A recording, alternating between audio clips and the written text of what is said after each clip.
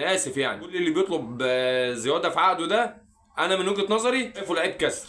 بص يا ابو الصحاب، سنه 2006 كابتن ابو تريكه ما طلبش تعديل عقده على الرغم من ايه؟ كل الانجازات اللي هو عملها دي: واحد، كاس افريقيا; اتنين، دوري ابطال افريقيا وهو صاحب هدف الحسم الدقيقه 94 جونه الشهير في الصفاقسي; ثلاثة، كاس السوبر افريقيا; أربعة، الدوري المصري; خمسة، كاس مصر; ستة، سوبر المصري; سبعة، جنزية كاس العالم; ثمانية، هداف كاس العالم رصيد 3 اهداف; تسعة، هداف الدوري المصري بعد ما احرز 18 هدف; 10، هداف بطولة دوري ابطال افريقيا بعد ما احرز 8 اهداف; 11، افضل لاعب في مصر; 12، افضل لاعب في القاره الافريقيه داخل القاره; 13، افضل لاعب في دوري ابطال افريقيا. وبعد ده كله ما طلبش تعديل عقد. ليه؟ عشان الراجل ده فرق كبير قوي ما بينه وما بين الناس اللي موجودين اليومين دول. ما انا مش هقول اسامي عشان الناس بتزعل وتقول لك انت قلت اسامي وانت بتقول اخبار غلط وبتقول اخبار صح.